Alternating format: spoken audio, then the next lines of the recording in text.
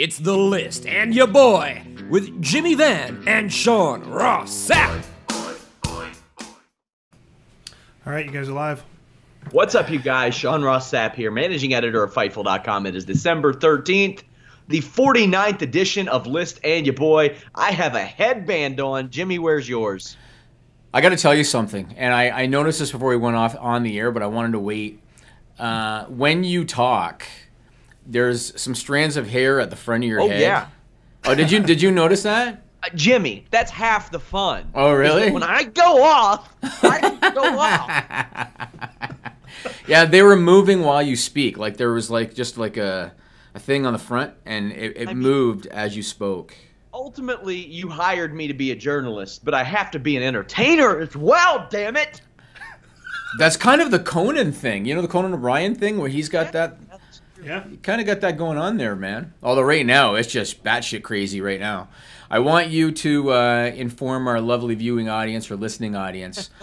You were running a little bit late today, although I'm late every week, so it really doesn't matter. But inform our listeners why you were running a little late today. Okay, so I have a giant house for this area. It's really old, like 140 years old. So we don't use electric heat here.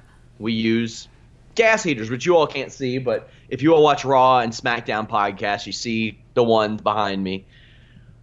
And we had to have one service today. So my wife is taking it to a town nearby because it got cat hair in it and got clogged. Yeah. I can't explain to you how stoked I am to move. So the guy, where did I put the rest of them? I thought I had an extra one. So the guy's living in Kentucky. He's got 6 cats, whatever the hell it is. Probably some in the drawers there. Or there. He's got 6 cats. Yeah. Oh, it wasn't his. He stays in the living room. Oh, it wasn't his hair. Okay. No. So he's got 6 cats, and then what's going to happen when you have 6 cats? They're going to fuck up your gas heater, so you had to take it in because of cat hair in your gas heater. Well, it'd be nice if I didn't have gas heaters. I am stoked to move into a house that, hell, if it was built in the last century, it would be an improvement. So. Is that natural gas, or is that like propane or something? Propane. Oh, it's propane, really? Yeah. How often do you have to replace the tanks?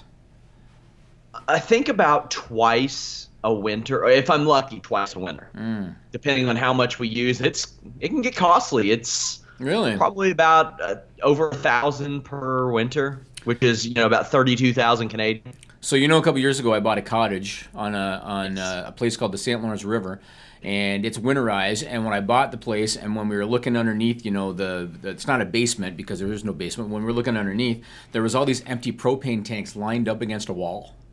Yeah. And my brother-in-law is my project manager out there, and I said to him, what the hell's all these propane tanks? And he told me, that's how they heat the place.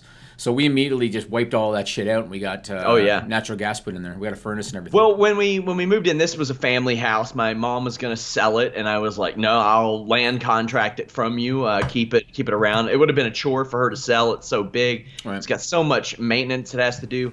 But the electric heat doesn't work. If we used central air and heat here, we're looking at $500 a month. Yep.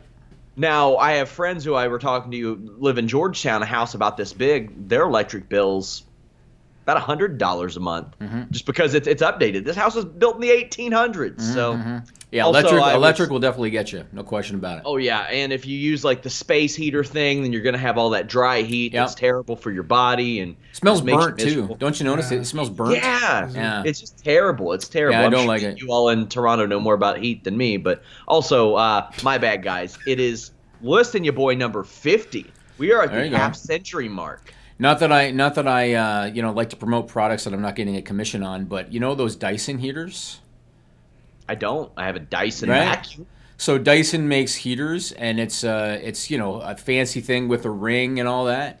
You don't get the dryness or the burnt smell with the Dyson heater. Now, granted, you're paying like 500 Canadian for one, but you don't get the burnt smell or the dryness. So keep that in mind. Somebody said that you should make me rock cornrows. He doesn't have to make me do anything. I will eventually have the cornrows. Yeah, but everybody's got a price, Sean. That's true. You know what? I refuse to rock cornrows. I like it. Such. I want to start today by giving a shout out to one of our listeners, a gentleman by the name of Eric Van Summeren Sr., which sounds like a good Dutch name. He's a legend. He's a great dude. Van Summeren sounds Dutch to me, and I'm of Dutch heritage, so if that's the case, then kudos to you. So he forwarded me a video clip on Twitter. Anybody that saw our show or listened to our show last week, and I was venting about the idiots looking at my house when it was on the market, claiming they weren't interested because there was too much crown molding. So Eric sent me a video clip on Twitter. Someone had created it, and they sent it to Rusev. And it was a video that zoomed in on their Christmas tree, and at the top of the Christmas tree, they had a picture of Rusev instead of an angel or a star up there. And Rusev responded to the video by saying, "Nice crown molding." And I was like, exactly.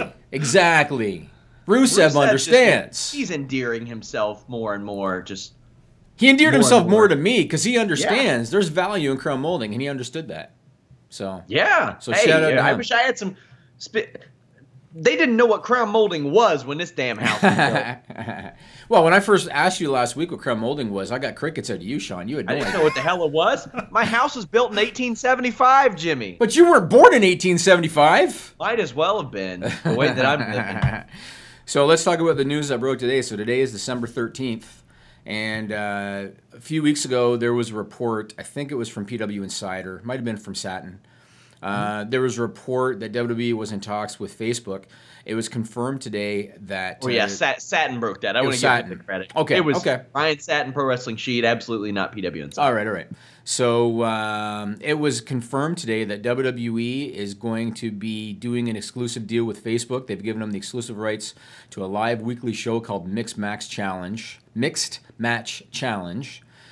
going to stream live in the U.S., which is should be a little asterisk there. It's going to stream live in the U.S. only, exclusively on Facebook's Watch platform on Tuesday night starting January 16 at 10 p.m. Eastern following SmackDown.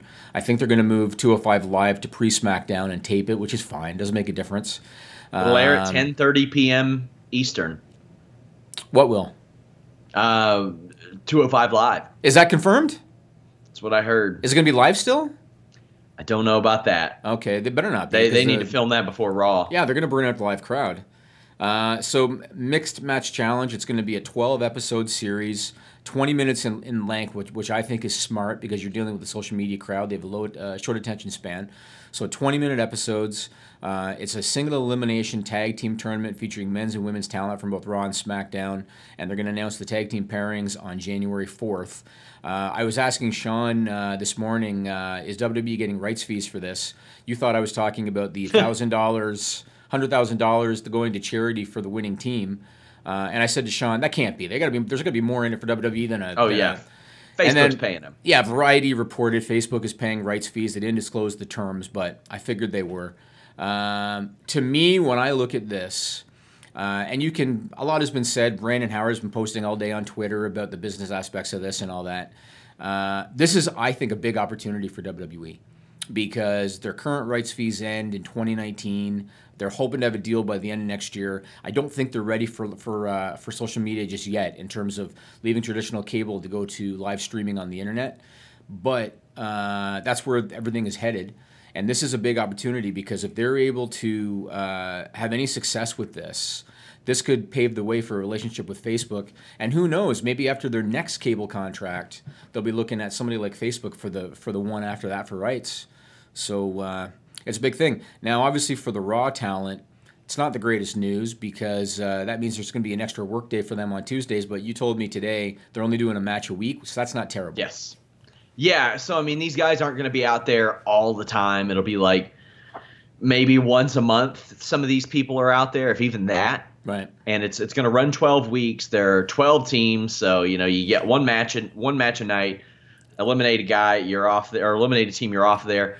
In canon, I don't think it'll matter at all. It'll be really inconsequential, but Facebook is laid out now. I don't know how this will be. Like, if it'll just be free and WWE can just post it and run it how they want to. If so, then videos now run in the upper left-hand corner of Facebook, even while you're scrolling down if you start to watch one. Mm-hmm. Yep. So people can maybe discover a Sasha Banks, a Bayley, something like that they would have never discovered otherwise. There are so often that when people find out what I do for a living, they'll say, well, I used to be a wrestling fan, but it just ain't what it used to be. And I'm like, oh, well, who do you watch on there now? And they say, well, nobody. I don't watch it. And I say, How the fuck do you know it's not like it used to be then? Like, is that verbatim what you say? That's verbatim what you say to people? I have before, yeah. How the fuck would you know? Like, it's, I've had people that say I saw Braun Strowman turn over an ambulance and I started to watch wrestling again. Like, you never know what might catch somebody's eye. And maybe an offhand Facebook video with Bayley teaming up with Finn Balor might do it. Yeah. Brandon Howard, one of our writers, brought up an excellent point today. Why it's not on the WWE Network. This would probably add little to no subs for WWE Network. It's true. But this is an increased revenue stream for them on Facebook. WWE has found out that all that original content, as good as it may be, as cool as it may be, and as informative as it may be, doesn't necessarily affect their sub count. Yeah. So, and I look at it again. I mean, we don't know what the rights fees are they're getting from Facebook, but again, I look at it like an investment on the part of WWE because this is an opportunity for them to get in with Facebook. And you said you don't know if it's going to be free or not on Facebook. I'm going to go ahead and guess it is going to be free on Facebook for a couple of reasons. First reason is the whole live streaming thing is still new to Facebook, and this is still a proof of concept type of stage that they're in. The second thing is, and I know this because we buy a lot of media, Facebook is skewing older now. Kids are getting off of Facebook because they don't think it's cool anymore. Instagram is where all the kids are going now, Sean. And Snapchat, that's where all the kids are, Sean. Facebook now is where all the old folks go, Sean. And now here's the irony of this. We know that the average age of a viewer for WWE is in the 40s now. So that's kind of ironic, even though they target kids with a lot of the content. But I think that Facebook is hoping that something like this can keep some of their I guess you can call them subscribers. I mean, who would have thought the NWA would have beaten WWE to Instagram streaming? I don't think WWE cares at all. And they should. That, but they should get involved in that a little bit more. Like Starrcade, they could have streamed the Rock and Roll Express match or something on their Instagram. Expensive. Like how they would have been expensive. It ain't that expensive to have. Not on Instagram. But you got to understand the production, the satellites and everything involved is expensive. Not for Instagram. It's the same technology, phone, isn't it? Well, use a damn phone, Jimmy. Fine. They could have, if they wanted to go low rent, and if they wanted to have a guy with an iPhone holding it up to the fine. They could have done that. They could have done that. Why not? Why not? But that's going to be interesting. We'll see how it goes. It's because it's exclusive only in the U.S. I'm not going to be watching it, although I probably wouldn't anyway. But that's why I got Sean Ross Sapp covering this for Fightful. But it's going to be interesting. The whole, I saw Alex Pulaski's thing about, I thought, Survivor Series was the one time a year that they have Raw versus SmackDown. But and I know he was only kidding around, but you look at the big picture again. This is an opportunity for them to get in with Facebook. So I hope they don't screw it up for their sake, because obviously Facebook's got the money to do whatever they want, right? So they sure do. We'll see what happens. I want to move on. So a while ago. Again, for you video people, you can see this, and the audio listeners can't. I came up with this gimmick here, the list of Jimmy Van. You came up with it. No. Well, fine. What I meant gimmick meaning this particular clipboard. Yeah. But I stole this blatantly from Chris Jericho. And I did it jokingly because I really enjoyed Chris Jericho's character, because it was there was a lot of comedy elements to the Chris Jericho character with the list and with the skinny, pencil scarves and the Festival of Friendship and all that stuff that he was doing. I found him very entertaining and funny, and I came up with the list of Jimmy Van kind of as an ode to Chris Jericho. Isn't it ironic that you look at that character with the list of Jericho and the scarves and the Festival of Friendship and dancing to the ring with a shiny hat on his head? And last weekend, Chris Jericho Easy for you to say. Yeah, I guess so. Shows up at the World Tag League Finals for New Japan in Japan, and he does this ruthless, villainous killer of a character that we haven't seen out of Chris Jericho in forever. That kind of a character. Kenny Omega was in the ring. He had just had a match. He's looking at the screen because they played Jericho's latest video. The lights go out. They come back on. Jericho's behind him in the ring, lays him out, bloodies him up, actually takes Omega's blood, wipes it on his own face. Don Callis comes in to question Jericho because they're buddies from way back. Jericho lays out Don Callis too. What an appearance for Chris Jericho. And then the press conference the next day, Sean. I thought table. Yeah, but The promo too, like he took it up a notch. So the next day they did a press conference. Anybody that watches the UFC, it was kind of like a new school UFC press conference where they have one talent at a time. Omega went first, then he left, and then Jericho came out. And when Jericho's out there, Omega jumps him.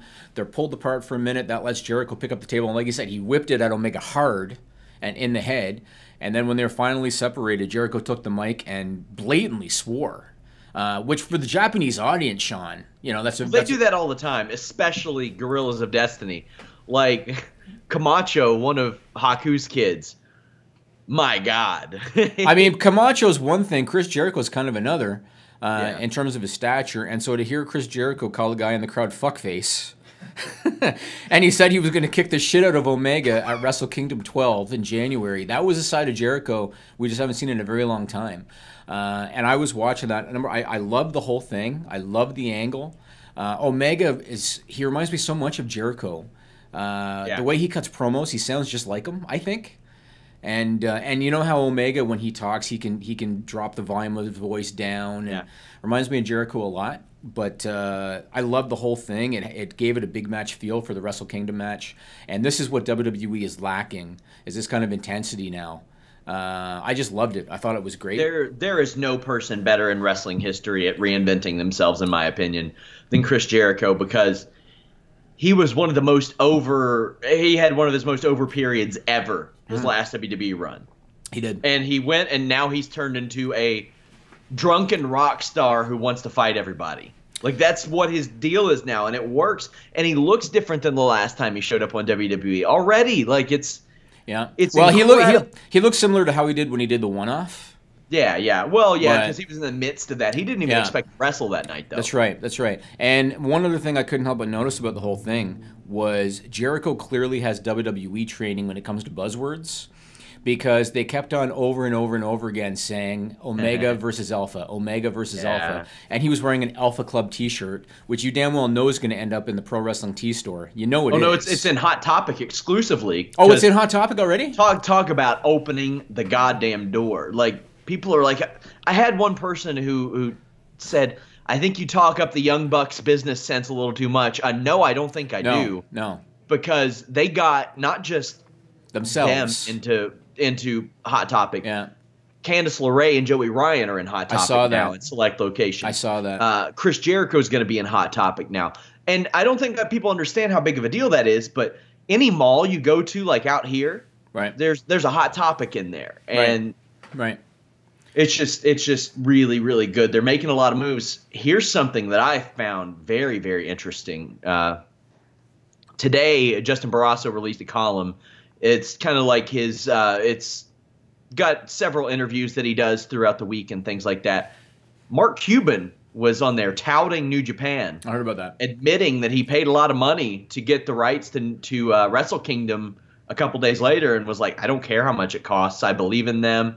I think they are a good alternative. And straight up said, when asked if he thinks that Vince is concerned, he goes, nah, Vince doesn't give a shit about us. No. He doesn't. Like, he knows the drill. And the thing is, he is familiar enough about wrestling to know what an alternative is. Yeah. But he doesn't know enough about it. He knows that he's not as plugged in as a guy like Ed Nordholm, who probably shouldn't be involved. Like, and that's why Mark Cuban is a goddamn billionaire, and he's got successful ventures everywhere. You know what? He knows when something can succeed, Yeah. but he knows when he can make it fail. I don't want to go off topic for too long, but I want to tell you a couple of Mark Cuban things. I have a lot of respect for Mark Cuban. I'm a fan of Mark Cuban, and a couple things. So a few years ago, Mark Cuban did the type of business that I'm in. He did one of the industry events, and I missed his appearance.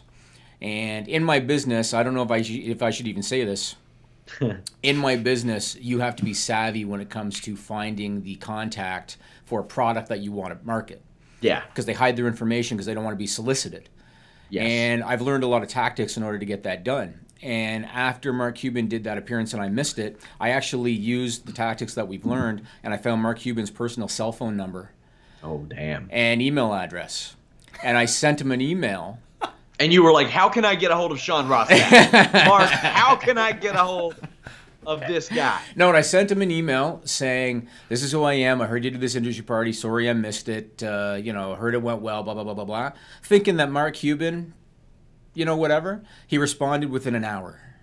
Wow. And I had a lot of respect for that. And one other thing I learned from Mark Cuban, and this is business advice I will give anybody, including you, Nigel.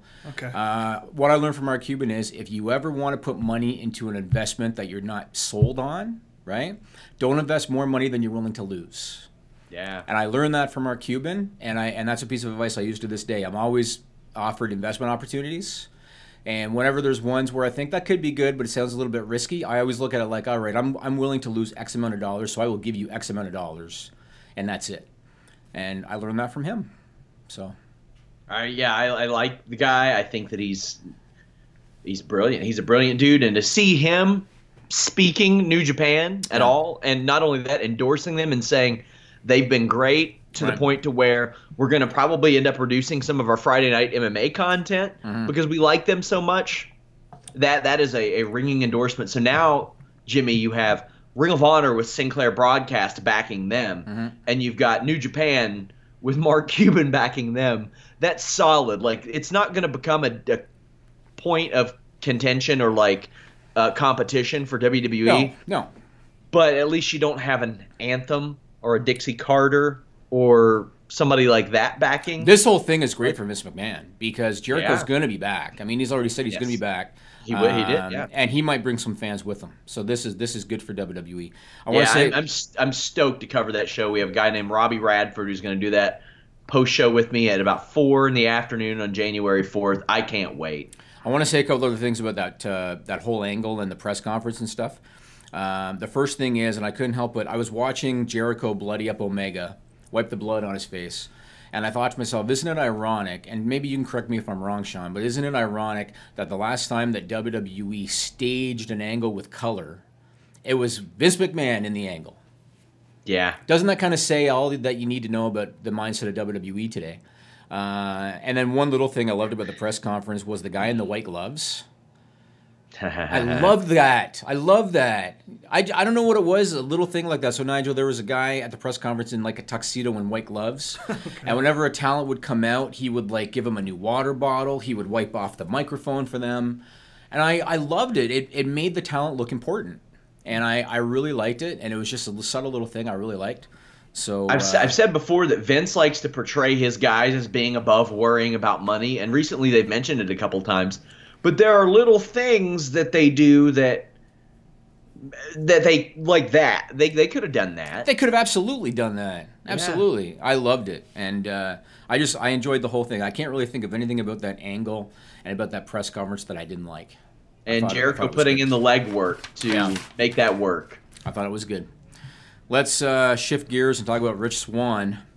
I think his new nickname should be soon to be the future endeavored Rich Swann. I got some information on that, actually. Oh, okay. Well, let me say what happened, and then you can say your information. So he was arrested last Saturday night in Gainesville, Florida. He allegedly falsely imprisoned and battered his wife, Venera Riggs, who wrestles professionally as Su Yung. She had just had a match. They were driving home afterwards. He was critiquing her performance. He got angry. They started yelling. She got scared, tried to get out of the car while it was moving. He tried to get out of the car while it was moving. Forcibly put his hands on her. He got arrested, appeared before a judge, and was released on Sunday. WWE released this statement. Quote, WWE has zero tolerance for matters involving domestic violence, and per our policy, Rich Swann has been suspended indefinitely following his arrest. Now, he was supposed to be in the #1 contender match for the Cruiserweight title against Drew Gulak, and on Raw, without really mentioning anything, they switched it around, and all that was said was Gulak informed Enzo that the championship opportunity had been revoked, and that was the word he used, had been revoked from Rich Swann.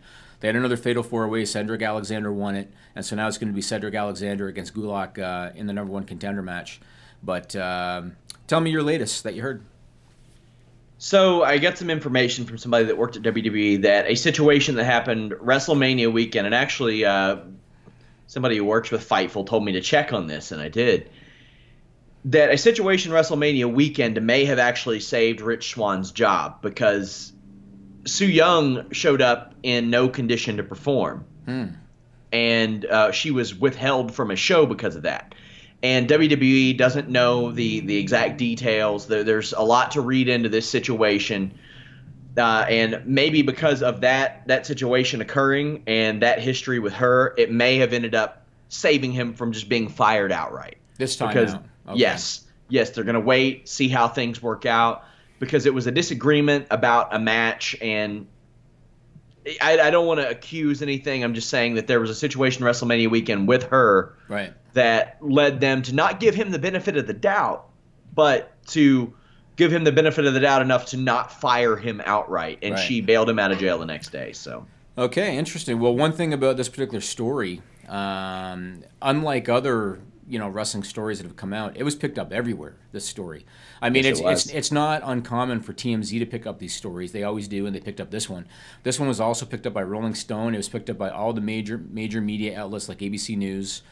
Everybody picked it up, and so WWE had to react. They really had no choice. They had to release a statement. They had to suspend him. And I agree with you. I think they're going to wait and see the outcome before they make a decision. The problem for Rich Swann is that, unfortunately, with all due respect to him, he's in a place on the card where he doesn't have a lot of stroke. Yes. And so it's not like they're going to think twice if they get any whiff of a problem. But that's the situation. So, I mean, his mugshot was everywhere, Sean.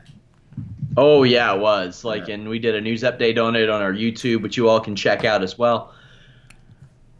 But, yeah, somebody's asking me what the situation with Su Yung was. She was supposed to participate in one of a big storyline for, I think it was Flow Slam and WWN with The Red Wedding, and she was supposed to face Lufisto and wasn't there and got canned for it. And, WWE likes Gabe Sapolsky. Mm-hmm. So I'm pretty sure they were aware of this situation as well, and it's a messy situation. I hope nobody got hurt. Apparently, or allegedly rather, according to a witness, that they both got out of a moving vehicle, and the vehicle ended up hitting a light pole. Right. For the love of God. Yeah. I'm just glad everybody's okay. Is Lufisto still going strong? I think I don't know if she just retired or. Yeah. I feel like she's like 37. I met her like 18 years ago. She's from Quebec, and I met her at an independent show in Ontario back in like '99 or so. Yeah, well, she's still wrestling pretty active. Yeah, she wrestled this month. I don't know why I thought she retired. Okay. Wrestled several times last month. Yeah, she's still going. Wow. She's one of those girls, sometimes you look at certain people and you think, man, how come they never made it with WWE? Mm-hmm. And she's kind of one of those girls because she's been around forever. Oh, yeah. She'll be one of those girls I wouldn't be surprised if they bring in as a guest trainer and then eventually bring her on or something like that. So. Right. Oh, good for her. Yeah, we got, speaking of not making it to WWE, there are several of these people on this Ring of Honor Final Battle show that I look at and I'm like, damn, like a Dalton Castle. That's somebody that strikes me as like, WWE would want that guy. WWE would want that guy. And there's tons of several members of the Bullet Club.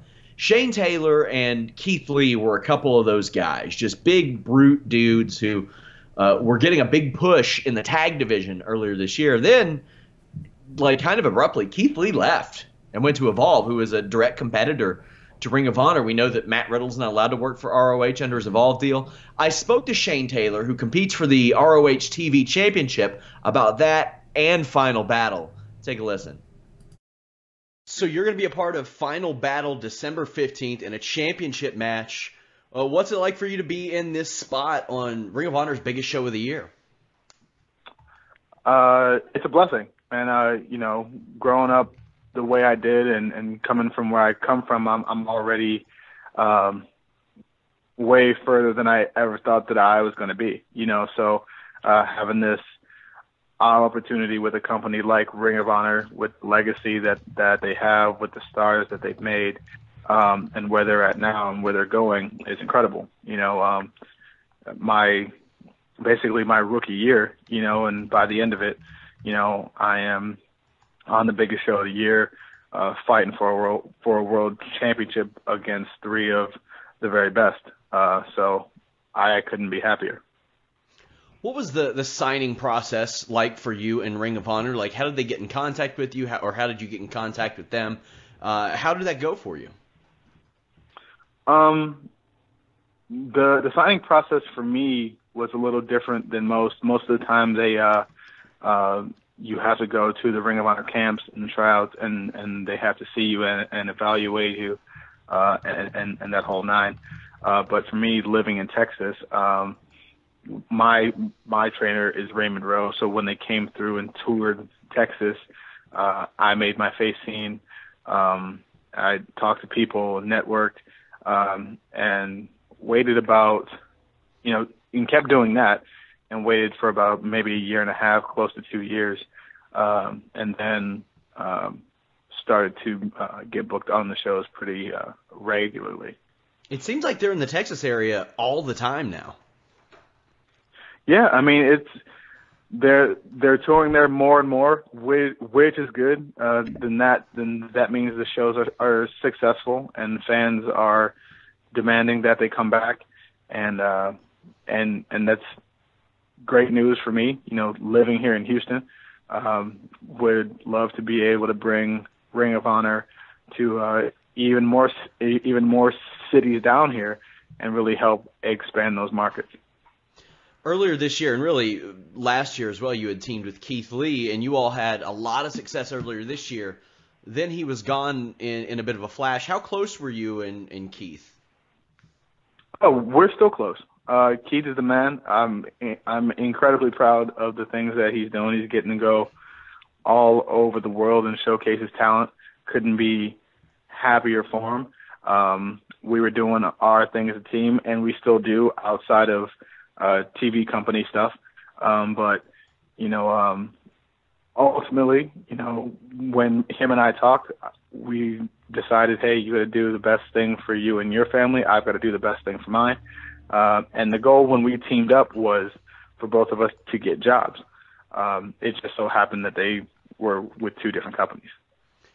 So, I mean, like I said, that it seemed to happen all like really, really fast. How far ahead did you know that your tag team partner would be heading to a different company, a bit of a competing company? I didn't know for sure. I knew he was weighing a lot of options, and I knew which way he was leaning towards. But like I told him, and like I told other people who have asked me, my job was to be a star with or without him.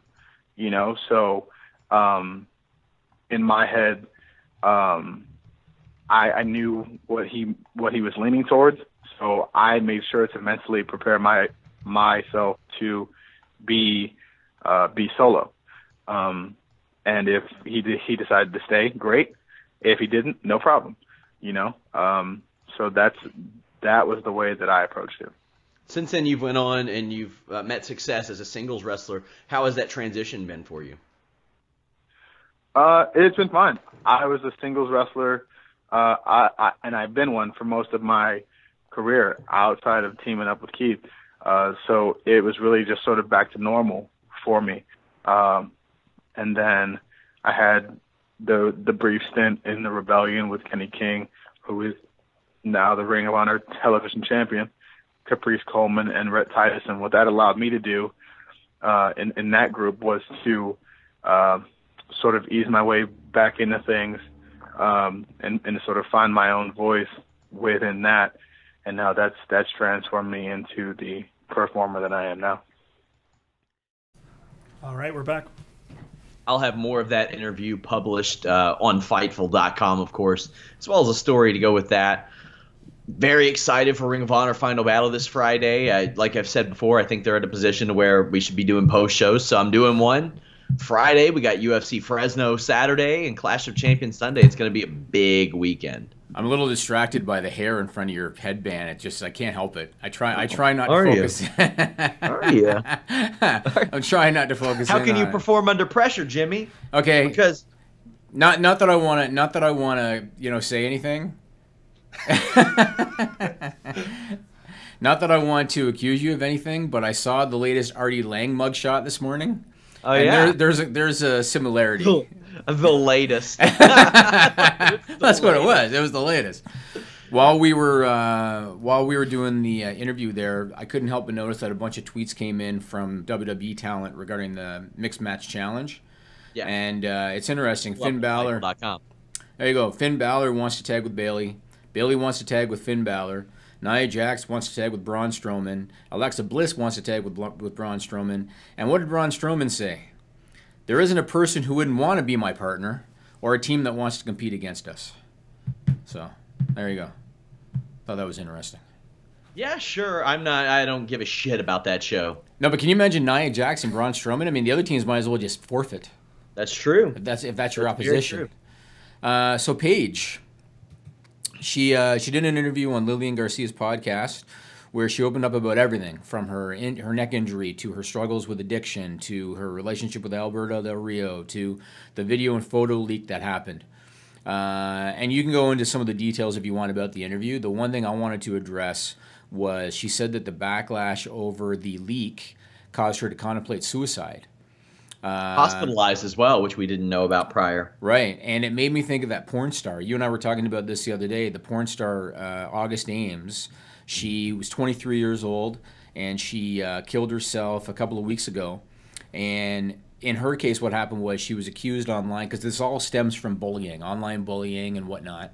In her case, she was accused of being a homophobe online because she wouldn't work with a male porn star that had done gay scenes because of the potential health risks.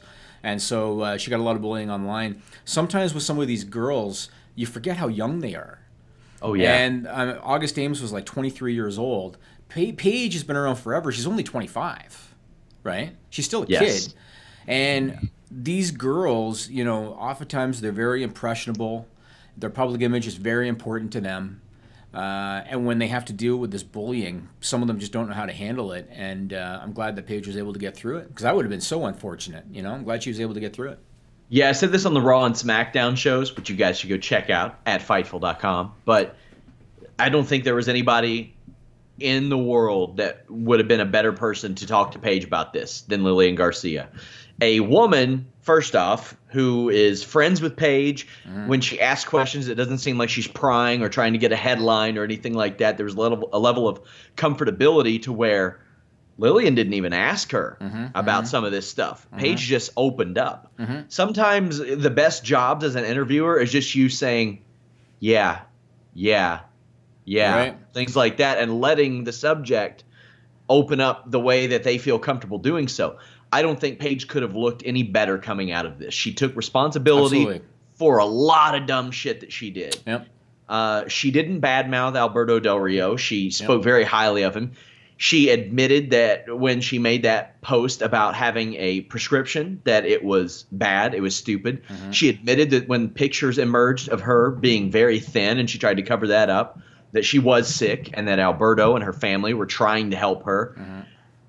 She didn't badmouth anybody. She admitted that she was like a terrible friend to Alicia Fox. Like she sometimes all it takes is an I messed up, I'm sorry, and things like that. Now she doesn't have, well, perhaps she could apologize to WWE for some of the things that were in the videos that leaked, but she doesn't have anybody. She doesn't need to apologize for videos and photos leaking. I mean, she was dumb and she was young, but those are private.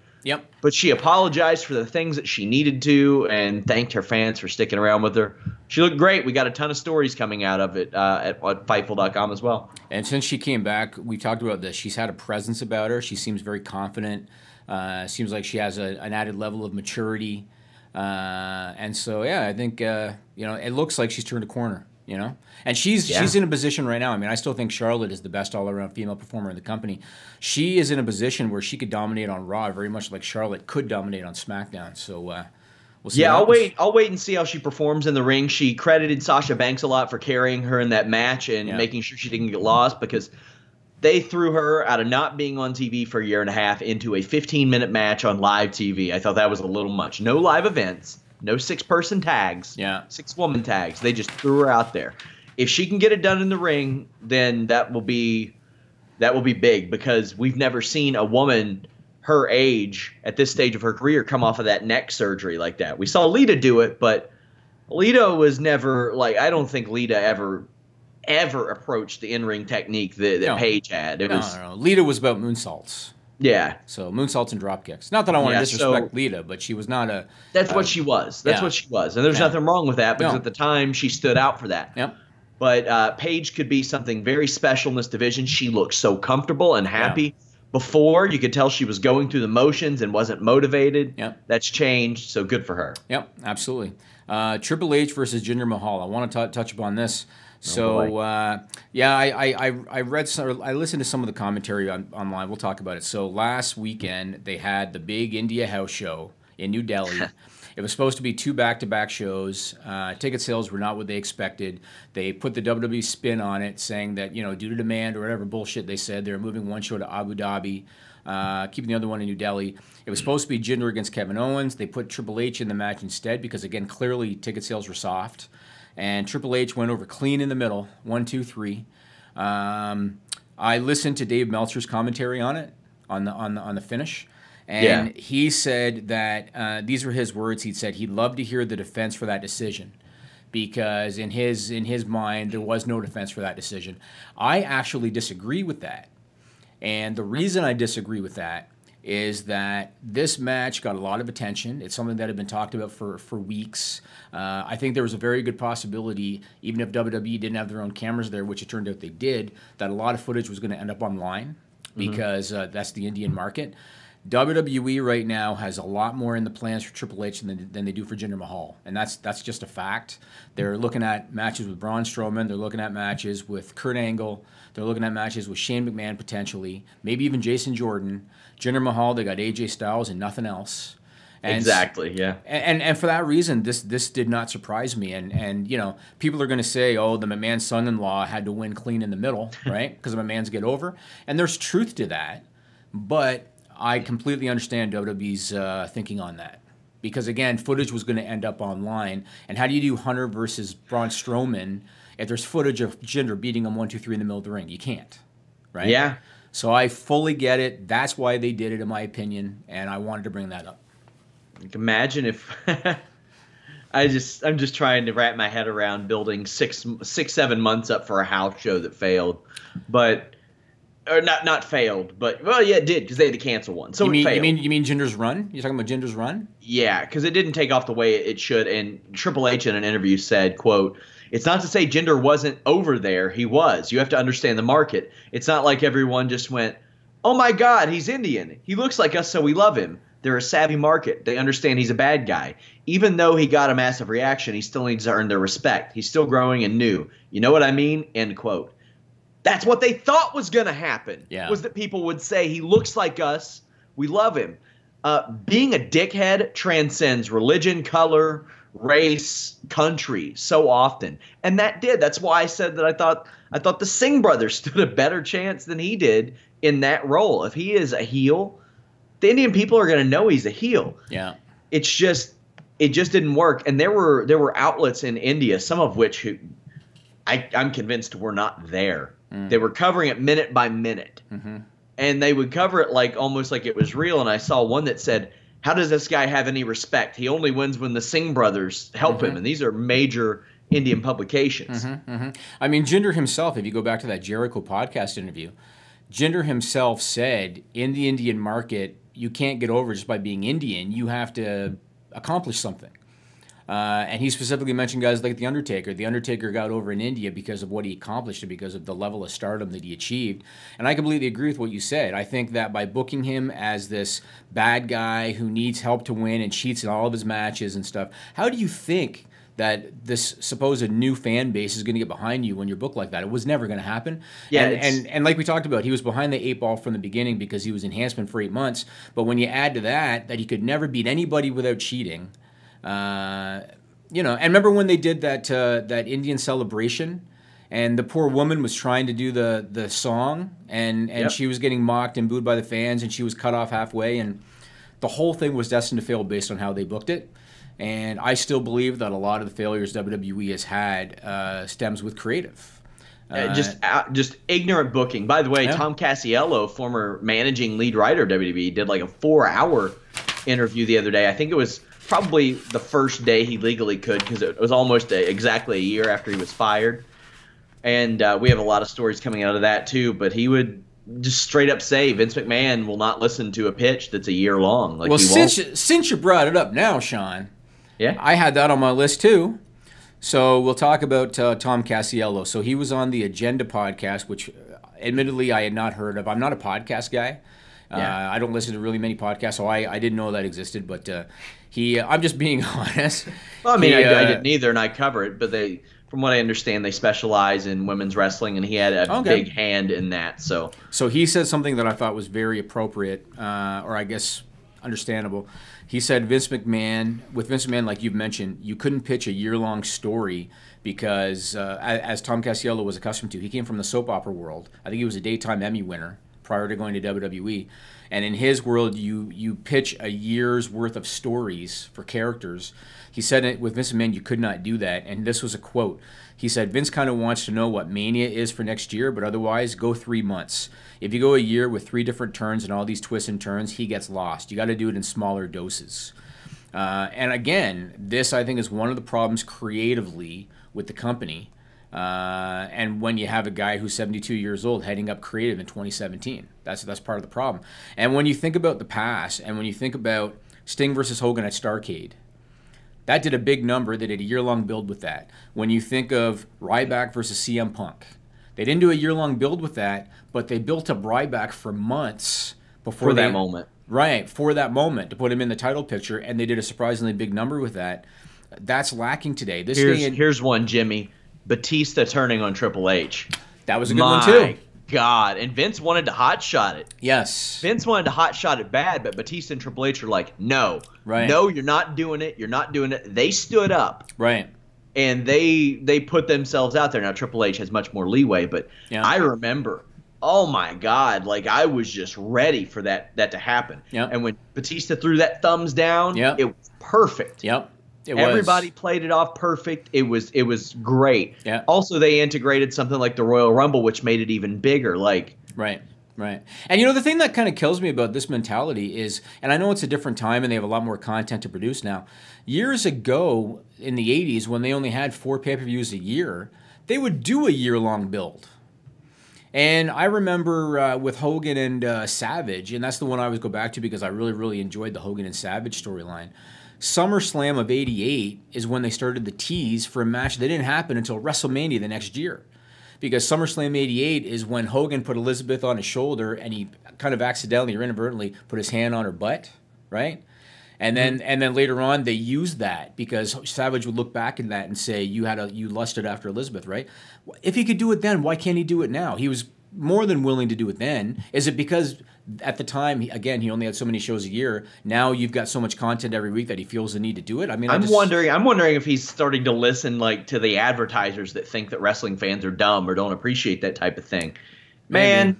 Wrestling fans still ask who drove the Hummer, who DDP's benefactor was, right, who raised the briefcase at King of the Ring '99. Like, right. If you condition your fans to want subtle things and to look within and expect a smarter show, they'll embrace it, man. They will love it. Like, right. To me, like, there are little things like one day, I tweeted this the other day, one day, like 4 or 5 months down the line, out of nowhere, Roman Reigns is going to cut a promo and Braun Strowman's going to fucking bulldoze him.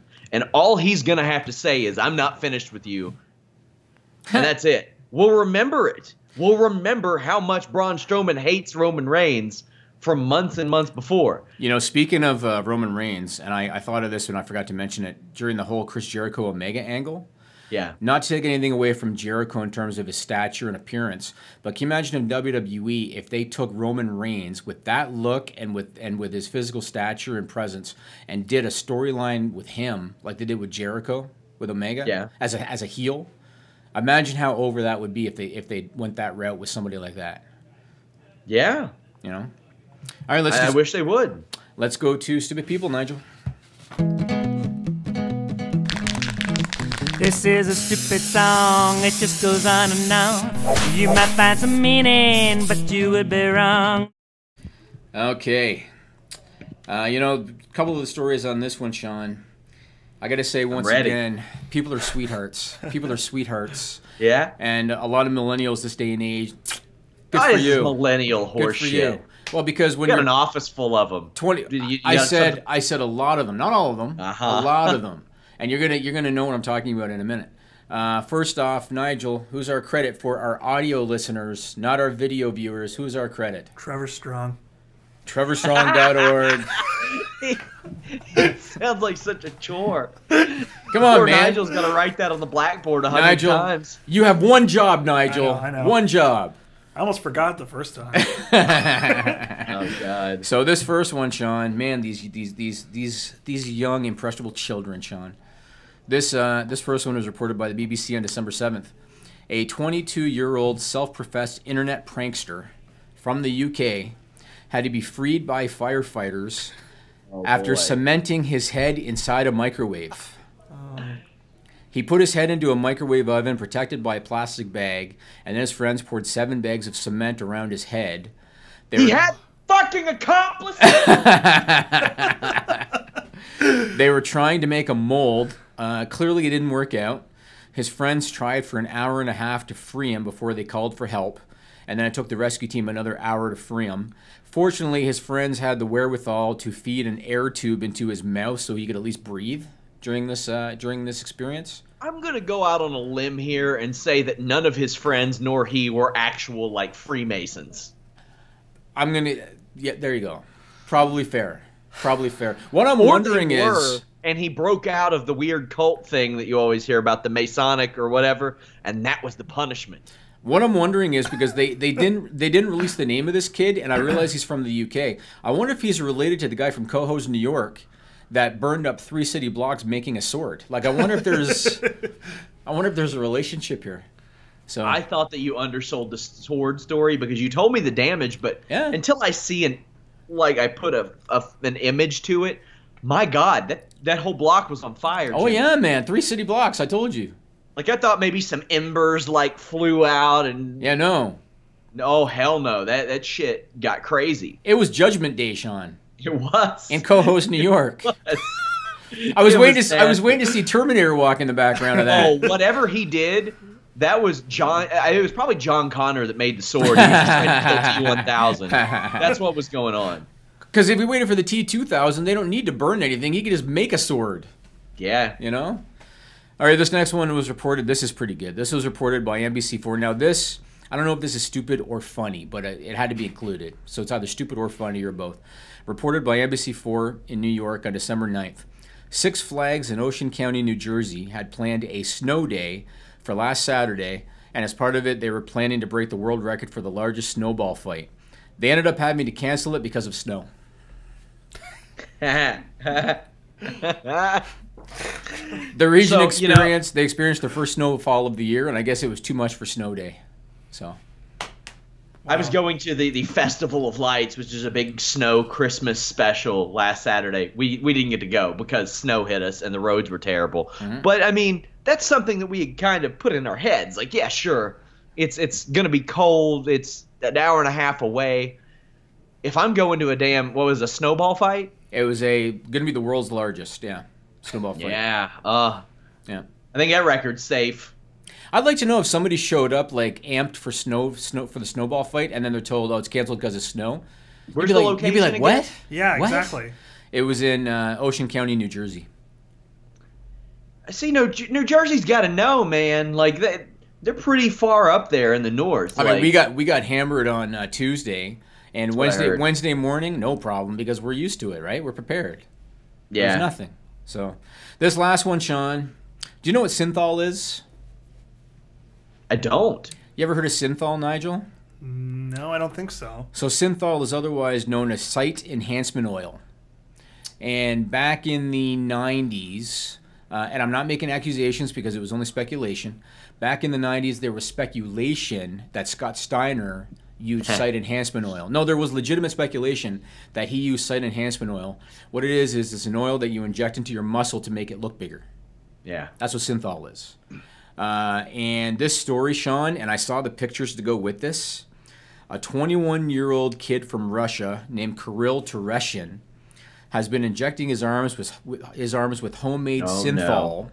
Oh, he made it himself, huh? He made it himself. Homemade. Oh. In order to create artificial 24-inch biceps. Now, it would be one thing if this guy looked like, say, I don't know, Bobby Roode before injecting his arms. But no, he looks like, Bobby Roode's uncle. He's trying to get that push, brother. Yeah, maybe, yeah. 24-inch pythons. Now get this. This Have guy... you seen... Sorry, go ahead. No, I was going to say, so this guy started, when he first started doing this, he started with 250 milliliters. He found it wasn't doing enough, so now he injects it by the liter. What the By the liter, Sean. If you look up his pictures online, and I should have given you one to put up. I never thought of it. His arms now are, you can see it in the photos. They're bruised. They're inflamed. There's a lot of redness to his arms. He's been told by doctors that he is at risk if he continues for a stroke or paralysis or even amputation. Oh, God. And he has said that he continues to do this. He continues to inject himself. And why is he doing this, Sean? Why is he doing all this, man? This 21-year-old, and keep in mind he's 21. Why is he doing this? For the butt. He's doing it because he likes posting the photos on social media. Oh, God, I just saw a picture. Yeah.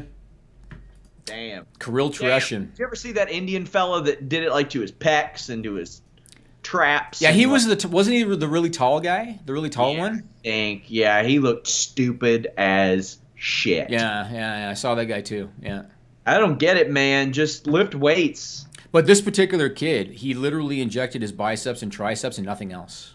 I mean, like, you know, I can kind of get it. I got neck problems, wrist problems, shoulder problems. There are certain workouts I can't do, but I'm very limited in what I can do and can't do physically. Got some stenosis even, but I'm not like at the point to where I'm thinking, damn, let me shove this needle into just my tricep. Yeah, why would you want to do that? Why would you want to do that? I don't get watch the picture for a second if you guys want to see it. Yeah, okay, put the picture up so people can see it. Please. Put the picture up. I want to see it. I don't know if you can see it, Sean. I'll see. I've got the stream up. Okay.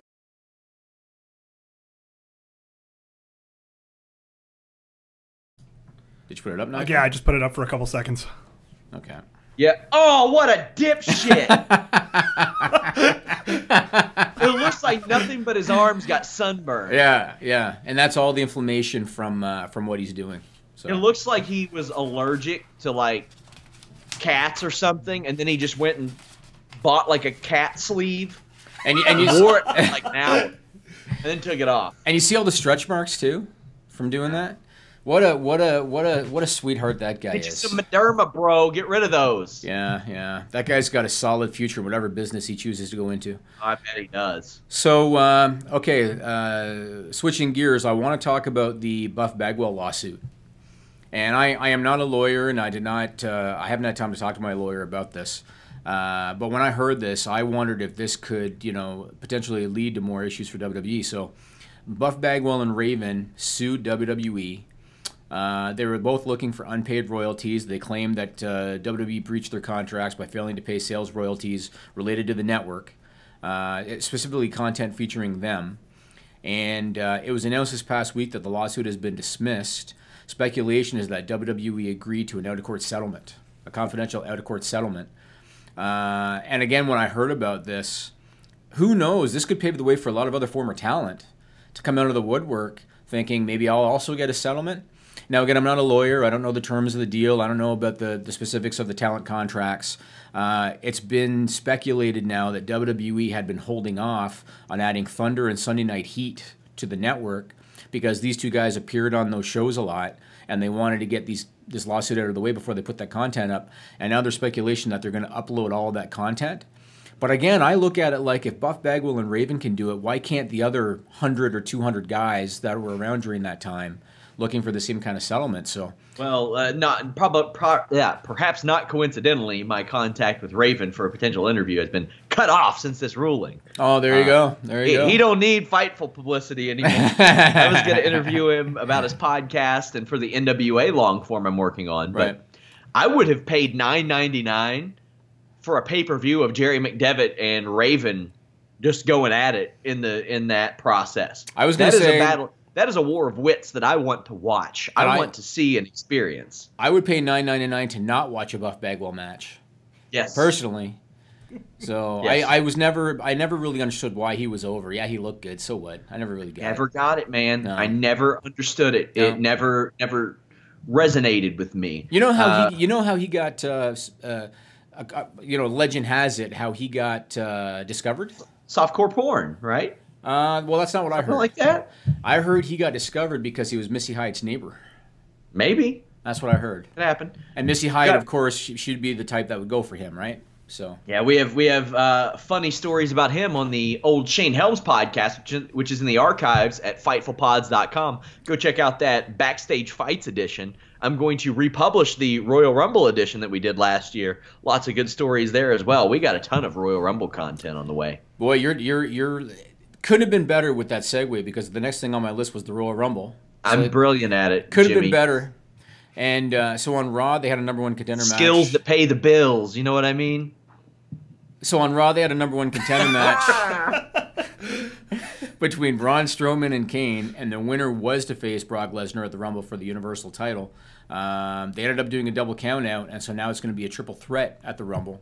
And Brock's going to be on Raw next Monday, and they're probably going to make that official. Question for you, Sean. I know that Kane is a character that has long been one of Vince McMahon's favorites, and they call him the Big Red Monster, and he does the choke slams in the fire to the post and everything. All that being said, my opinion, Braun looking competitive against Kane, and Kane being able to lay Braun out, and Braun now having, 3 or 4 skirmishes with Kane and not definitively take him out. My opinion, it's not doing Braun any favors, because I think that a lot of today's wrestling fans, even though they respect Kane, and most people today, I think, know about his political aspirations. They don't see him at that level. No, I don't think people today see him at that level. And Vince does, but they don't. Right. Yes. And Vince does. Yes. Because he has not lost since even when he was leaving SmackDown last year, he wasn't losing. He was beating Bray Wyatt and people like that. Right. And Luke Harper. He came back and he beat Finn Balor. He beat he beat Finn Balor clean in the middle. And easy, almost a squash. Easy, yeah. So Vince sees him as that. Yeah. I think it's one of those things where Vince is like, he's supernatural. He doesn't need. Yeah. You can just say Kane went hard for 20 years. He went home. He healed up, and now he's the same monster that he was originally. Maybe he says that. I mean, he's a goddamn human. Yeah. We know he's a human. He was corporate Kane for a year. Yep. Now, that being said, I don't have that much faith in WWE, but lately we've seen some things change. We saw them put Kurt Angle in a match that we never thought that he'd be in. We saw them switch to AJ Styles from Jinder Mahal. We saw them change a lot of the things surrounding India. Broken Matt Hardy. Broken Matt Hardy. Yep. They've just up and said, okay, let's try something else. A lot of people think that this is to keep Braun Strowman from taking a pin. This might be keeping Brock Lesnar from taking a pin. Like, you never know. Vince McMahon may have just fallen so in love with Braun Strowman that he goes, God damn it, you know what? He is the guy. Let's go to WrestleMania with him. I don't think so. I don't think so either, but it's possible when you hear Eve Torres's heel turn in that Tom Cassiello interview decided 5 minutes before the show. Yeah, yeah. I think that Vince McMahon has this personality where he wants to prove everybody wrong. And I think that he probably has enough people around him telling him about Roman and there's, the internet is saying this or whatever. And so Vince McMahon is going to run with it because he wants to show everybody, see, it worked. You know what I mean? So I agree with what you said. I think that Kane was added to the match specifically so that Braun doesn't take the pinfall. I think that's exactly why he was added to the match. Could be. But again, I think that having him look competitive with Braun just doesn't help Braun in 2017. And when I watched that finish with the double count out and they're both laying on the floor, I just thought, because it was pretty obvious they were going to do a triple threat with the double count out. Yeah. And I just thought to myself, how is this making Braun look any stronger when he's laying on the floor with 50-year-old Kane, who half the audience knows is running for mayor in his town in Tennessee? Because the people are savvy now, man. They know this stuff. I love the sit-up, though. Yeah, that was good. I mean, it was like Brock and Taker, but yeah, it was good. That was good. I said on Monday, I wish Braun would beat up a bunch of old giant legends and then steal their finishes. That'd be cool. Take them, claim them. That'd be cool. A couple of things from Raw that I want to touch upon. The first one was we saw signs of Jason Jordan's impending heel turn. I love it. And man, did he look like a natural, man. I got to tell you. So it was very subtle and it was very quick. He was inadvertently distracting the referee when Dean Ambrose had Samoa Joe pinned. Ambrose got mad. He went outside to question Jordan. That one subtle little moment when they had the little face-off, Jordan was like a smug prick, the way that he was looking at Ambrose, and then he was about to pick him up and do the overhead belly-to-belly. I think he's going to be a great heel. I think the fans want to see it. I think that if they can add arrogance to his character, because his in-ring is solid, so if they can add arrogance to that character, I think that that could go a long way. My other question for you is Matt Hardy versus Bray Wyatt. Yeah. I want your opinion on this. So for the second week in a row, they did a pre-tape, right? Probably taped the same time, I imagine, but they did a pre-tape where you got Matt Hardy talking, you got Bray Wyatt talking, Matt Hardy laughs, Bray Wyatt laughs, back, forth, back, forth, back, forth. I watched that thinking to myself, they're going to turn this broken Matt Hardy character or woken Matt Hardy character into a comedic sideshow act. It kind of already was, but I think they went about a minute too long with that thing. Like, With it the did not need laughter, to be with the that laughter and long, everything, yeah. right? So I was a little realized in Impact that was also kind of the point, but in Impact he was obviously, and I know it's, you know, big fish, small pond, I get it, but in Impact he was the main eventer. Yeah. What I saw on Raw, I saw an opening match card promo talent. That's what I saw. The way that WWE produced that segment and the way that they had those guys doing that, you know, dueling promo with the laughter and everything. I looked at that saying, these guys are not going to go anywhere. They're going to feud with each other and they're going to die off. Like, what did you think? I think that's what they want, is an opening card thing. Like, this isn't meant for any championship or main event spot. This is a sideshow, and that's okay. I mean, the Final Deletion did 1.3, 1.4 million views on Impact YouTube. That's like changing from USD to Canadian dollars. And WWE YouTube views, that's like 15 million. Oh, right. Yeah. 1.43 to 15. Okay. Yeah. Oh, hell yeah, man. All of a sudden, the U.S. dollar's like Bitcoin, Nigel. Yeah, seriously. All of a sudden. Man, I feel dumb for not buying some of that last year. Oh, everybody says that. Don't even worry about it. Everybody says that, Sean. Hey, even better, I jumped on Fightful last year. Hot damn. You know what? Okay, I don't want to go on about Bitcoin for too long, but I will just say this. So there's been a big thing about the Winklevoss twins. Do you know who they are? Yeah. I know you do. So the Winklevoss twins, they were the Facebook guys, right? Well, And they claimed they were the Facebook guys and got Well, they got financially reimbursed. yeah, you know who I'm talking about. So Yeah. so it came out a couple weeks ago that they are supposed billionaires because they got into Bitcoin early. So they're supposed billionaires. Good luck withdrawing that $1 billion or however much it is. It's not that easy with Bitcoin. Yeah. So it's nice. It looks nice in a tracking platform, but good luck pressing the old withdrawal button and getting your $1 billion. It doesn't work like that. So Damn. let's talk about Clash of Champions. Let's do it. It's on Sunday. Podcast immediately following. There you go. I look at this card. There's 3 matches I'm looking forward to on this card for very different reasons. So AJ versus Jinder, I'm looking forward to because I'm really getting into AJ Styles. And I knew prior to WWE, I knew that he was great in the ring. I knew that he had, pretty decent charisma. I knew he was pretty decent on the mic. I knew all that. The reason that I'm getting into AJ Styles is because they are perceiving him as a smart babyface, as opposed to what they typically do, which is when they make the babyface look like an idiot because they want the bad guy to screw him over and attack him from behind. AJ, they're actually making to look smart, and I loved it on SmackDown when the Singh brothers are trying to get with AJ, and AJ straight up says, "You were with Jinder on the India show last weekend." I loved it that they did that because the crowd knows it, Sean. We've said this so many times. The crowd knows it. We covered it in an article. We're like, apparently they forgot what happened because this happened. I mean, I thought the Singh promo was pretty funny when they said Jinder smells like cheese and butter chicken. I thought that was pretty funny. I said on last night's show. That's what they said. I said on last night's That's what show they that AJ Styles' character should have said, "That actually sounds kind of good." Yeah. I thought it was funny the way they were doing that, but I loved that AJ said what a lot of the fans think because they read the internet, they see the footage, and they know, and I love that. So I'm getting into AJ as a character, so that's going to be an interesting match. I'm looking forward to the Kevin Owens, Sami Zayn versus Randy Orton, Shinsuke Nakamura tag match. I know that you've been saying you don't think the Owens and Zayn thing has gotten over maybe as much as WWE thought it would. I'm still loving Sami Zayn. Did you see Sami Zayn when he kept on pulling his shirt up and down to the yep chant? I love him as a heel. He's such a jackass. I love him as a heel. And I'm very much looking forward to seeing Daniel Bryan as a referee. I want to see how physical he might get and all that. So looking forward to that. And then, ironically enough, I'm looking forward to the Bludgeon Brothers versus Breezango match. And the only reason I'm looking forward to it is because up until now, the Bludgeon Brothers has been wiping out these enhancement guys in 10 seconds. Are they going to wipe out Breezango in 10 seconds, Sean?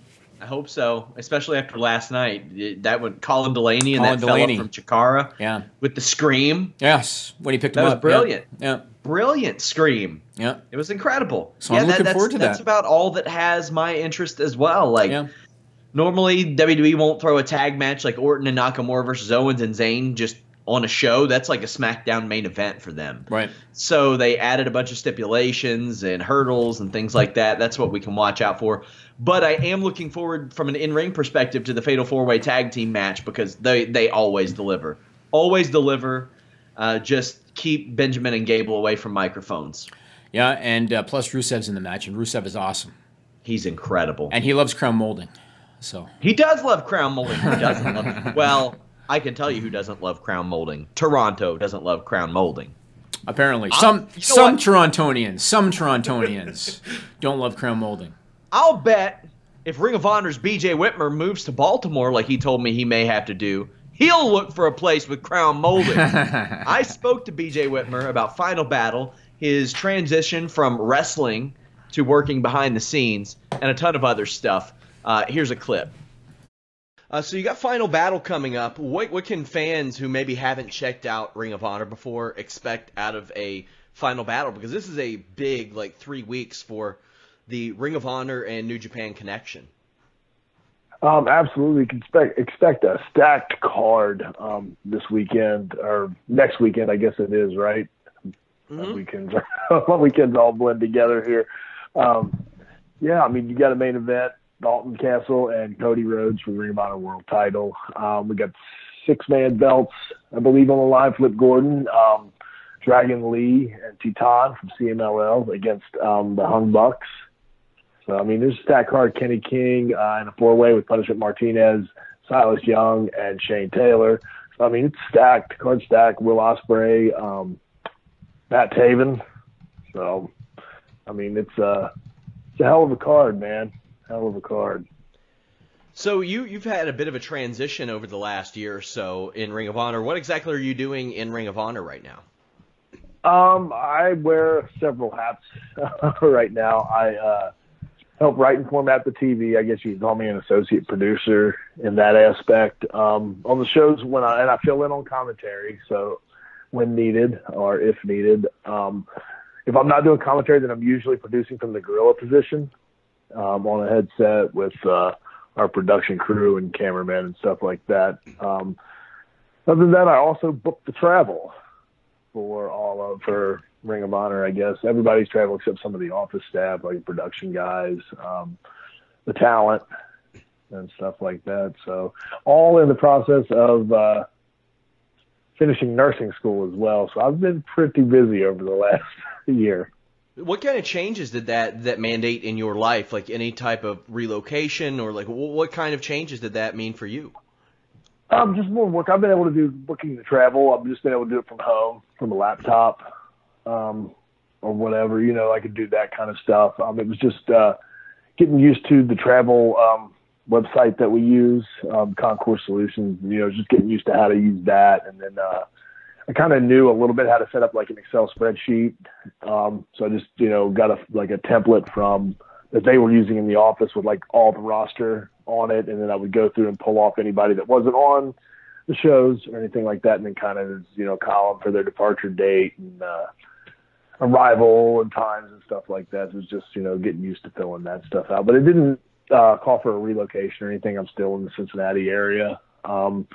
There is a possibility that I get a actual office position as an employee next year. We're in the process of negotiating that right now. So, but I would have to move to Baltimore if that goes through. How does that look to you moving to Baltimore? I'm excited about it. Would your life be like The Wire? I hope not. I hope I can find a place in a better neighborhood than where The Wire was shot, for God's sakes. But no, Baltimore's a cool town. Get down part of the city, the Inner Harbor and stuff. There's some cool restaurants and stuff. Cool restaurant, Little Italy, and of course Jimmy's famous seafoods right there. I guess it would be on the east side, just right outside of the city there. I guess it's still in the city limits, but out from downtown there. It can't be better than Newport on the Levee. Yeah, a little bit. Come on now. Come on, they don't have a GameWorks there in Baltimore. I don't guess they do. I haven't got a chance to get down in the harbor. They probably got like 6 of them. Yeah, they probably got a Dave & Buster's or something down there. There's got to be something similar down there. Well, they got that Bellator connection at Dave & Buster's. They've always got the Bellator MMA guys showing up at all those. So at least there's that. Do they have like an agreement, like a sponsorship agreement? Oh yeah, big time. Like okay, I didn't realize that. That's like the happening thing at Dave & Buster's. They got that plastered all over Bellator. Now, when a change like this happens in your career, you've been wrestling a long time. Is that something that you go to them and you pitch the idea of you being able to do all this stuff, or do they come and ask you, hey, you're a very experienced guy, are you able to do this? How did that occur? Like over my last year working, I was starting to fill in, doing some more backstage stuff. And then at the beginning of this year, we kind of transitioned into a little bit more of a booking committee, maybe you could say. And we brought in to help, write and format the TV along with a couple other people on the roster, which was cool. I mean, they flew us to Baltimore once a month. We'd sit around a conference table and I would drink coffee. Some of the other guys drink energy drinks, and we would come up with angles and stuff, and that was really cool. I'd never really had a chance to do that. I'd done helped book some stuff on some indie shows here, but when you're writing and formatting TV, you got to realize, hey, we've got 46 minutes of TV time, we've got 7 segments to fill. Sinclair's their kind of rule for production is a segment has to be a minimum of 5 minutes.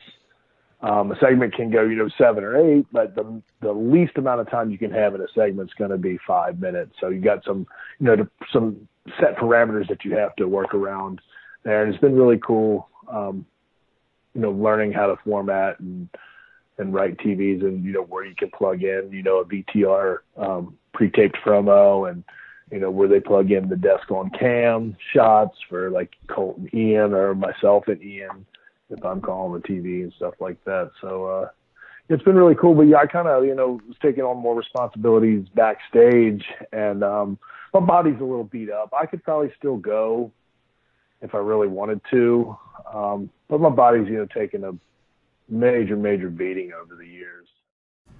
All right, we're back. BJ Whitmer may be moving to Baltimore. We got a ton of business talk in that interview as well, talking about the possible Tribune Media merger that would be big for Ring of Honor, as we talked about last week, and kind of his transition into the backstage role, because a lot of the guys, once they get out of the ring, they just kind of abandon it. And he was like, nope, booking travel, letting people know what's up. He's doing commentary now. He's doing a lot of different stuff. So there's going to be a ton of really good talent on that Ring of Honor Final Battle show. I encourage you guys to check it out. But more importantly, check out our post show right after, because if those do good numbers, I'll keep doing them. There you go. In a very roundabout way, I thought of you last night, Sean. Oh, did you? So it's a very roundabout way. So, was it when you were counting your money for this Christmas party I just heard about? No, definitely not. Oh. No.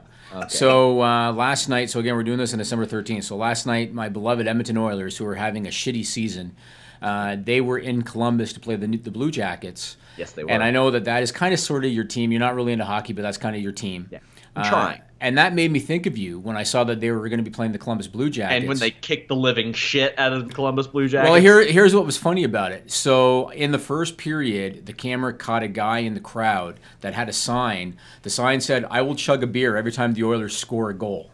That's what the sign said, right? Rest in peace. Edmonton not only won the game 7-2, but in the second period, they scored 3 goals within a 4 to 5 minute span. They scored 3 goals. And one of the players on the Edmonton Oilers, a player by the name of Milan Lucic, he tweeted this morning, he posted a picture of that guy, and he tweeted something along the lines of, "I really hope that he honored his promise," kind of thing. I don't. He probably got alcohol poisoning. That's our stupid people segment for next week. It almost would be, yeah. So I thought of you because they're playing Columbus, and then my team won 7-2, so it was a good night. Yeah, I'm conflicted. Should I like the Blue Jackets? It's Columbus has never been, I went there to cover wrestling. Mm-hmm. But, I mean, they're really the closest team we have. Mm-hmm. They're actually Indianapolis got a team. And forget about that particular game and that particular score. They're a good team. Yeah, they're a good team, especially the last couple seasons. They've been a good team. Yeah, they are. They are. Everybody has a bad night, so that was just one of those nights.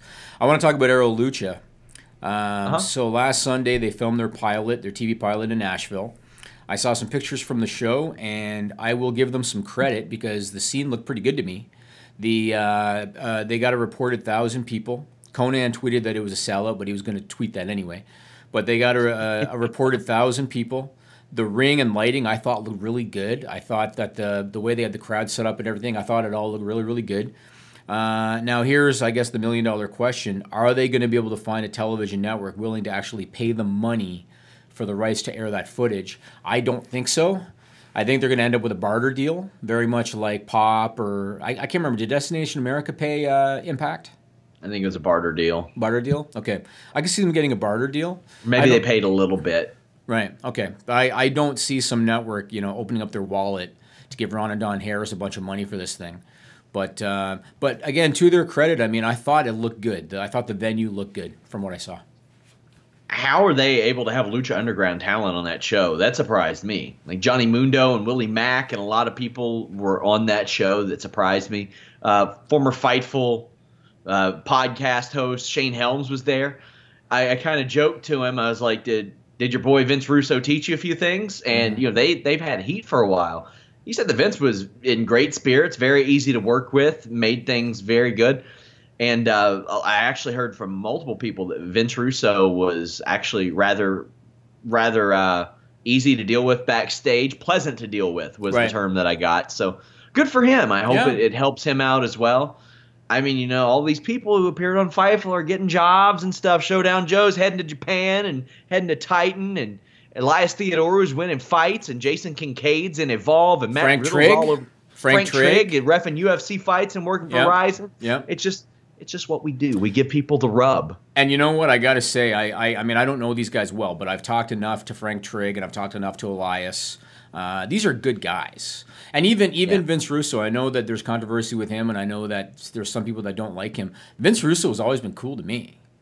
So he was not hard to work with at all. Our contract was difficult. The contract was tough. We'll put that in a book one day, Jimmy. Maybe. Put that in a book one day. Aside from that, Russo was cool to me. So everybody we've been working with have been good. I told Shane, I think when Vince turns off the shtick, that he is he'd be very valuable to wrestling media. I've said this a billion times. Like the concept that Bruce Pritchard and Conrad Thompson have right now, I pitched that to Vince Russo like in May or June. As soon as I found out we'd be working together, I was like, Vince, you hate the current product. Let's not talk about it. Let's do this.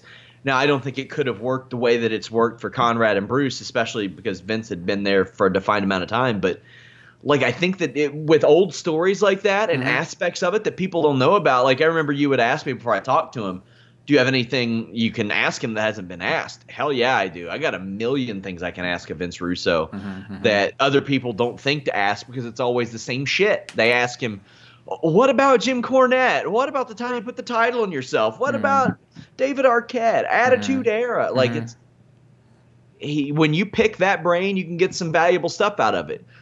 When he drops the shtick and kind of trolling fans and stuff like that, I think he can be outstanding as a resource. Yeah, I agree. You still have that one strand that's like shaking as you talk, and it's very distracting. One more thing on my list this week, and I'm going to throw this to Nigel. Do you know who Andy Kaufman is? Oh, yeah. Are you familiar with Andy Kaufman's intergender championship wrestling shtick? I don't think so. Okay, because I think Sean knows where I'm going with this, because this is what I think of. So Andy Kaufman was a big pro wrestling fan, right? And back in the 80s, because he was based in New York, and at the time the wrestling business was territorial. What that means is different promotions had their own geographic territory. And at the time, the WWF was based in the Northeast, and New York was the epicenter for the WWF. Okay. So Andy Kaufman, because he was a big wrestling fan, wanted to do something with the WWF. WWF wasn't interested. That was Vince McMahon's dad at the time, wasn't interested. So he got hooked up with Jerry Lawler and ended up doing stuff with Memphis Wrestling. My boy Bill Apter. Through Bill Apter, that's right. Andy Kaufman's shtick in comedy that he transitioned into pro wrestling was that he would wrestle a woman as part of his comedy act. And what he used to say was, if you can pin me for a 3 count, I'll give you $1,000. And let me tell you, I've seen some of the matches, Sean. I'm sure you have. Some came very close. Yes. Because sometimes he met some very healthy women. And some of them came close to getting him down for that 3 count. And he would sometimes use ways around it. Like they would wrestle on a mat, like a gym mat. Right. And he would do things like, oh, my arm came off the mat. Right? In order to get around it. The reason I'm bringing this up is that James Ellsworth tweeted a parody of Cody Rhodes' list. You remember when Cody Rhodes left WWE, he tweeted a list on Twitter of matches that he wanted to have against certain people. James Ellsworth tweeted a list, and it was a list comprised of women. And it was everybody from Emma, that was recently let go from WWE, to Deonna Purrazzo, who's done some stuff for Fightful, to Brandy Rhodes, even Cyborg was on his list. And boy, that would not be pretty, but Cyborg was on his list. When I saw this list, and I don't know if James Ellsworth was just being funny, and I don't know if he was just trying to do a parody of Cody Rhodes and just being funny, I immediately thought of Andy Kaufman. He's savvy. He's a smart dude. Okay. He knows, like, so, like, what? They're going to book him against Matt Riddle? Because Matt Riddle talked about him in an interview once? No, who's out there clamoring for a lot of James Ellsworth matches? Maybe you do Colin Delaney or Barry Horowitz or Gilbert. To be honest with you, Sean, I personally would love to watch James Ellsworth against Matt Riddle. I think that'd be awesome. I would too. But then you've got a very limited number of matchups for him there. Yeah. He made this list, and every single one of those matches, except for maybe Carmella, will probably get made. Cyborg? Eventually, he'll face Cyborg in the wrestling ring somehow. Somehow he will. Because she wants to wrestle real bad. Yeah, she still has a I contract. know this for a fact. She still has a contract. Yeah, but when she doesn't, it'll happen. That'll still be there. You think so? He'll make it work. Oh yeah, he'll make it work. He's very smart about that. That was a brilliant idea to put that on there. I thought so too. He's gonna lose every single match. Yes, he will, and he'll do it happily after he gets his payoff. He sure will. Yeah, and again, I immediately thought of Andy Kaufman, and I immediately thought of the Intergender Championship, and I think, like you said, I think if that is his mindset, if he's thinking that this is going to be my gimmick, I'm going to go on the independents, and I'm going to wrestle women, and I'm going to lose every night, I think it's brilliant. And Andy Kaufman, I don't know if you know this, who's the guys that made my belt, Sean? Wildcat? Yeah. Wildcat actually made an Intergender Championship belt a few years ago, and they did it as an ode to Andy Kaufman. I think they were selling copies. Yeah, I think they were selling copies, but they made it as an ode to Andy Kaufman. If I'm James Ellsworth, I'm getting one of those damn belts. Yes. And I'm bringing it with me onto the independents, and I'm defending it on every show. Maybe he could win the matches due to some kind of stipulation or something, but I think it's a brilliant move for him. I think it's perfect for him. It's going to give him longevity. Yeah. So I wanted to bring that up because I thought it was smart. And once again, I thought of Andy Kaufman immediately when I saw it. I'm liking a lot of the outside the box thinking as it pertains to wrestling outside the WWE. I like it. Cody Rhodes and the Young Bucks being very ambitious in 10,000 seats. So committing to that. Hey, you know what? I commit. If me and Jimmy Van ever run a wrestling show, we will fill up a 100-seat venue. Hot damn. I mean, I got 30 people in the company, so that's what we only got 70 more to go, Sean. Hey, it counts. That's it for my list this week, man. A wild weekend ahead. Like, it's one of those weekends where nothing jumps off the page as like being huge as far as like mainstream buzz and stuff. But at Fightful, it's going to be a big weekend. Podcasts nonstop. Like, if you look at my podcast slate from Friday until about next Wednesday, it's just psycho. I've got like 6 or 7 shows. James Lynch is going to join me on the UFC 219 post show because Joe will be in Japan. That's cool. So he'll be here for that. Maybe I can get him on Holy Smokes that week, depending on his schedule. But he has the MMA Industry podcast tomorrow with Hunter from Flow Combat, and I think he's going to ask a little bit about Flow Slam and maybe what he thought of that business model as well. The two aren't necessarily as connected as you might think, but I'm sure he'll ask. But I've got the Fightful Wrestling Weekly that is going to drop probably Thursday, Friday each week now. Like, sometimes there are little nuggets that I drop on podcasts and things like that you can't really stretch into a story or it doesn't fit anything. And a lot of that will go into there. Did you find a guy named John to win this Ric Flair action figure? I didn't find a guy named John, but I am making I am going to list the next contest and the winner of that contest over on the forums, which I was going to mention. Okay. So that will be up momentarily. Head over to Fightful.com. Subscribe, like, thumbs up.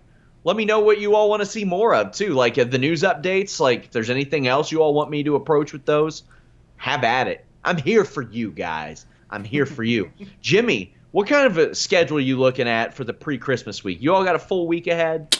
At the office? Yeah. Well, I told you we have our holiday event next Thursday, the 21st. Yeah, thanks for the invite. I'll tell you what. I am going to ask Nigel. I want you to take photos from the evening, and I want you to document it and send the photos to Sean, please. Do that for me. I would appreciate that. We'll do that for you. I like those people. Yeah, no, I've been telling you about all the renos I have going on. One of them I'm told will be completed by the 23rd, and so Which one of them was in Georgetown, Kentucky? Let's see. We got to get our traffic numbers up a little bit first before we consider something like that, Sean. That's true. That's true. But no, I'm looking forward to a little bit of a break. You know, it's been a very busy time, so I'm looking forward to a little bit of downtime. Yeah, as am I. Like we've just had a stocked, loaded December so far. So a little break next weekend, just so we can work Christmas here at Fightful.com because of WWE. You bastards! How dare you? How dare you? But I gave Alex that Christmas night off because I thought about it and I was like, wait a second. In Australia, Raw will be off the air on December 26th. So you mean Anna's Anna? going to join? Oh, yeah, Anna. Anna's going to join me for the post Raw podcast. Oh, she is. Yeah, that way Alex has a full Christmas off. Alex, by the way, has a new off track up. It is about Matt Hardy. Go check that out, guys. But follow Jimmy at JimmyVan74. Follow me at Sean Ross Sapp. We are all over the place. Spotify, Player FM, Google Play, iTunes, Stitcher, YouTube. And we're also out. Bye. Nigel's like, shit.